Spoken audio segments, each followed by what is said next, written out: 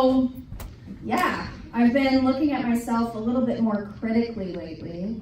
And like all you other chubby folks, I am surprised by the rapid pace that beach season has come upon us.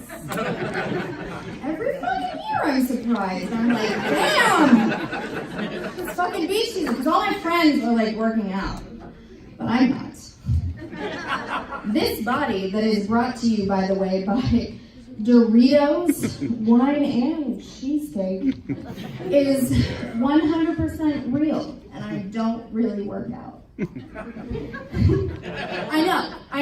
That's really hard to believe. I know. Just try. Anyways, so I have been more conscious of my figure lately, and so with that being said, I have been trying to be more active lately and try to think about what I'm eating a little bit more. And so I've become neurotic about everything that I eat, and I worked out for like an hour, and I thought, like, this is good, it's all good. But the next day, I was just like, are you fucking kidding me? I'm 32 years old. This is not okay. I'm 32, not like 82. I was decrepit, and I was so sore that I thought that death was the only answer to my, bodily woes. I was like, I'm done with this vessel, so I'm just gonna fucking move on to whatever comes next. Nevertheless, so I'm gonna say no to motherhood. Like, that's not a skill that I'm gonna put on like my bucket list. Because I would 100% be that shitty parent. Like, first of all, let's talk about the monsters that would emerge from my, uterus. Let's talk about the miniature assholes who will grow into be full-grown assholes, assuming that I let them live that long and I don't smother them in their sleep. So, all right. So the assholes that I would give birth to inevitably are being assholes, assholey, whatever, in the car. And we're on a road trip, and I would 100% be this shitty parent who's like, if you don't fucking knock it off right now, all of you, it's not even safe, I'm turned around. If you don't fucking get it together, I'm gonna lose my shit. I'm gonna pull this fucking car over. Anybody ever see anyone actually pull the car over? I haven't. Anyone ever see a parent get to 3 when they're counting to 3 for a naughty child? Anyone? I haven't either. As a matter of fact, I would love to see a parent on the side of the road, like, beating the shit out of their kid. I'm like, oh, it does exist. It's like stand-up for parents. Anyway, so I've been traveling for my new job, and I don't love going through airport security because it's unsavory at best. The TSA is just, it's the TSA. You all have experienced them. Inefficient and just really big on that inefficiency. So, all right. So I hate going through security, and even though I'm like the least suspicious person ever, I still hate those body scanners. They just freak me the fuck out, and it's probably because my first experience with them was pretty bad. It left a sour taste in my mouth. So I go through, and the TSA lady is like, okay, stop. I need to pat down your hair, my hair, and your shoulders and back. And so I'm like, okay, do your thing.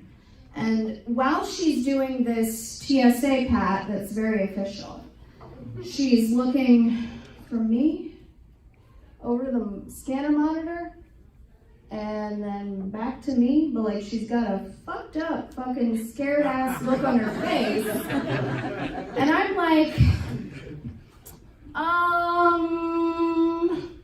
what did you just see on there? Seriously, like TSA is like barely equipped to find guns, nevertheless like address like perennial concerns. So why the shit are you like alarming me right now? Because I'm like, this ain't normal. So she's trying to dismiss me and I'm like, hey lady. I was like, actually this is kind of embarrassing. I lost my keys in 2009 and I was drinking a little, I was drinking a lot. And I don't know where they are. Is there any way that they're like showing up on that body monitor? I don't know. No harm, no foul, whatever. So, I have a very important question. This is very pressing. When did everyone get okay with butt stuff? No, but like I'm serious. Like 2 years ago. 2 years ago? Alright. I like you already. I know. Yes. So anyways, yeah. I feel like I missed the memo on that. Like, when did it go from like special like birthday sex, like, oh, it's my birthday. I hope Helen lets me put it in her butt this year. Again. Please, God. So when did it go from like that to like standard everyday sexual fare? 2 years ago. Maybe for you 2 years ago. But like the rest of us are like, what? You want to put that where? No. That's a one-way street, my I friend. love you, Tess. I love you too. Anyways, so I don't know where I was or why this happened, but I just have a question, and it's what? Shouldn't men like probably figure out where the clitoris is? Yep. Learn the parts and pieces of a vagina before they're like trying to like move on to an asshole? Thank you. Thank you, ladies in the room who have not had their vaginas. Absolutely. Yes. All right. And this phrase actually goes out directly to you men who don't know where the clitoris is still. Get a fucking Google anything. Find it. Jesus, it's so easy to find. Anyways, so okay, but seriously though, men aren't gonna NASA's not gonna send a man to Mars before we've had a successful manned mission to the moon. And isn't it kind of just like a man to just fucking abandon a project in the middle of it and just be like, I'm gonna move on to something else? And you're like, you need to finish this project and I need to finish. Now I'm 30 seconds away!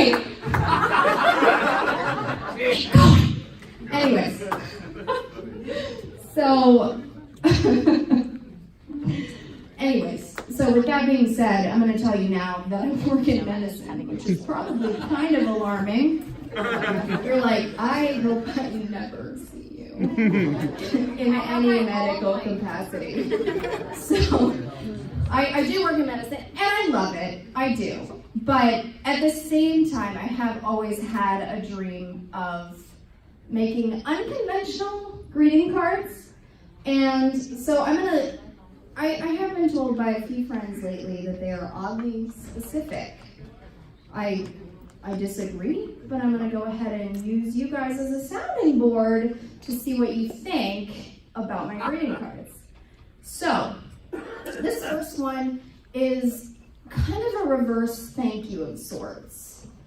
So, it's, Dear John, I just wanted to send a quick note to say, fuck you very much for that time that you slapped me loudly on the ass in front of my entire family all those years ago. They haven't forgotten. And neither can I. Looking at my parents right now, who like to remind me of this story a lot. So that's the first one. The second is a sympathy card, which I think is pretty good.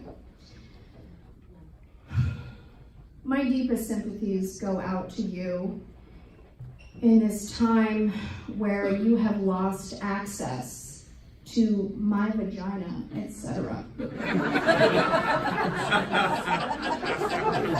Steve, I want my toaster back. Seriously, we are done. So that's the sympathy card. Yeah. And this last one is probably one of my favorites. I don't like to pick favorites between all my, cards, but I'm gonna. Just like a parent, I don't want to pick a favorite. So, even though it's pretty obvious. So, this one is a thinking of you card.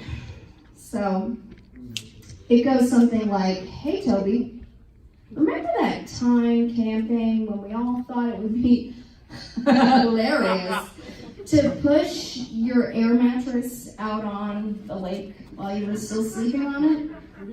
So that day our troop found out that you can't swim.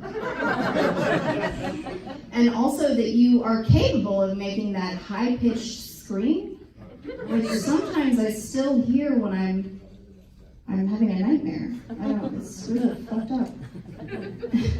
At least you can kind of swim now. You're welcome! You guys have been fucking fantastic. I cannot think of a better crowd. I am Jack Dominic. You guys are amazing.